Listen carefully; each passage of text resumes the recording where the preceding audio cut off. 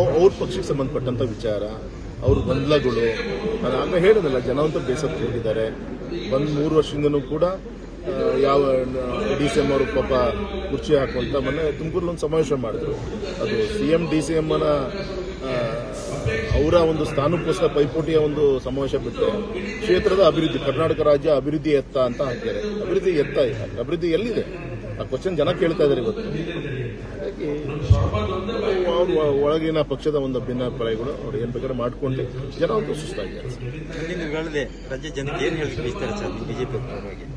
ಪ್ರಪಂಚದಲ್ಲಿ ಅತ್ಯಂತ ದೊಡ್ಡ ಒಂದು ರಾಷ್ಟ್ರೀಯ ಪಕ್ಷ ಭಾರತೀಯ ಜನತಾ ಪಕ್ಷ. ರಾಷ್ಟ್ರದ ವಿರುದ್ಧ ಚಿಂತನೆ ಮಾಡ್ತಿಂತ ರಾಜಕೀಯ ಪಕ್ಷಗಳನ್ನ ದೂರ ಸರಿಸುವಂತ ಕೆಲಸ ಮೊನ್ನೆ ವೆಸ್ಟ್ ಬೆಂಗಾಲ್ ಅಲ್ಲಿ ಮಮತಾ ಬ್ಯಾನರ್ಜಿನ ಕೂಡ ಮೂಲೆ ಸರಿಸುವಂತ ಕೆಲಸ ಆಗಿದೆ. ನಿಮ್ಗೆ ಗೊತ್ತಿರ್ಬೋದು, ಅಲ್ಲಿ ದೇಶದ ಗಡಿ ಭಾಗದಲ್ಲಿ ಫೆನ್ಸಿಂಗ್ ಮಾಡ್ಲಿಕ್ಕೂ ಕೂಡ ಆ ಹೆಣ್ಮಗಳು ಬಿಟ್ಟಿದ್ದಿಲ್ಲ. ಅನೇಕ ಅನಾಚಾರಿಕ ವಿಚಾರಗಳು ಆ ಗಡಿಯಲ್ಲಿ ನಡೀತಾ ಇತ್ತು.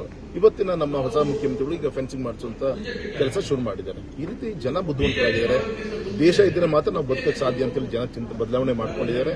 ಹಾಗಾಗಿ ಇನ್ನು ಕೇವಲ ಉಳಿದಂತ ಕಾಂಗ್ರೆಸ್ ಸರ್ಕಾರ ಕರ್ನಾಟಕದಲ್ಲಿ ಮಾತ್ರ ಇಲ್ಲೂ ಕೂಡ ಬದಲಾವಣೆಯನ್ನ ತರ್ತಾರೆ ಅಂತ ನಂಗೆ ವಿಶ್ವಾಸ ಇದೆ.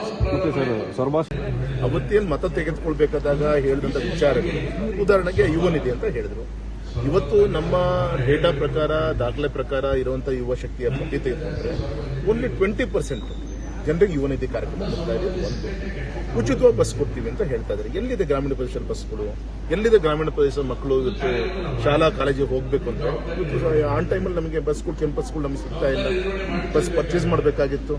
ಇವತ್ತು ನರೇಂದ್ರ ಮೋದಿಜಿಯವರು ನರಮ್ ಯೋಜನೆಯಲ್ಲಿ ಇವತ್ತು ಎಷ್ಟು ಲಕ್ಷ ಬಸ್ ನಮ್ಮ ಜಿಲ್ಲೆ ರಾಜ್ಯಕ್ಕೆ ಕೊಡ್ತಾ ಇದ್ದಾರೆ. ಹೊರತು ಇವರಿಂದ ಯಾವುದೇ ಆ ತರ ರೀತಿಯಿಂದ ಪ್ರಯತ್ನ ಆಗಲಿಲ್ಲ. ಉದಾಹರಣೆಗೆ ವಿದ್ಯುತ್ ವಿಚಾರದಲ್ಲಿ ಉಚಿತವಾಗಿ ವಿದ್ಯುತ್ ಕೊಡ್ತೀನಿ ಅಂತ ಹೇಳ್ತಾ ಇದ್ದಾರೆ. ಆದರೆ ತಾವೇ ಯೋಚನೆ ಮಾಡಿ, ಇವತ್ತು ಬೇರೆ ಬೇರೆ ಟ್ಯಾರಿಫ್ಗಳನ್ನ ಹೆಚ್ಚಿಗೆ ಮಾಡಿ ವಿದ್ಯುತ್ತನ್ನ ಹೈಕ್ ಮಾಡುವಂತ ಪ್ರಯತ್ನವನ್ನು ಮಾಡಿದ್ದಾರೆ. ಉಚಿತವಾಗಿ ಅಕ್ಕಿ ಕೊಡ್ತೀನಿ ಅಂದ್ರೆ ಅಕ್ಕಿ ಕೊಡ್ತಿರೋದು ನಾವು. ಅದ್ರ ಮೊದಲು 149 ರೂಪಾಯಿನ ಇವರು ಏನೋ ಕೊಡ್ತಾ ಇದ್ದಾರೆ 5 ಕೆಜಿಗೆ. ಅದು ಕೂಡ 4 ತಿಂಗಳದ ಬಾಕಿ ಉಳಿದಿದೆ. ಸುಮಾರು 7 ಲಕ್ಷ ಕೋಟಿಯಷ್ಟು ಸಾಲವನ್ನು ಮಾಡಿಟ್ಟಿದ್ದಾರೆ ಗೌರವ ಸಿದ್ದರಾಮಯ್ಯನವರು. ರಾಜ್ಯವನ್ನ ಸಾಲದ ಸುಳಿಸುವಂತ ಕೆಲಸ ಸ್ವಾತಂತ್ರ್ಯ ಬಂದಾಗಿಂದ ಈಗಿನವರೆಗೂ ಕೂಡ ಒಟ್ಟು ನಮ್ಮ ರಾಜ್ಯದ ಸಾಲದ ಬಜೆಟಿನ ಕೊರತೆ ಇರೋದಂತೂ ಒಂದು 6 ಲಕ್ಷ ಕೋಟಿ ಒಳಗೆ ಇವ್ರದೇ 4 ಲಕ್ಷ ಕೋಟಿ ಆಯಿತು. ಹಾಗಾಗಿ ಸರ್ಕಾರವನ್ನ ನಡೆಸಲು ಫೈಲೂರಾಗಿದ್ದಾರೆ. ಜನ ಸುಸ್ತಾಗಿದ್ದಾರೆ, ಕಾಯ್ತಾ ಇದ್ದಾರೆ ಯಾವ ದಿನಗಳು ಬರ್ತಾ, ಯಾವಾಗ ಸರ್ಕಾರ ಬದಲಾವಣೆ.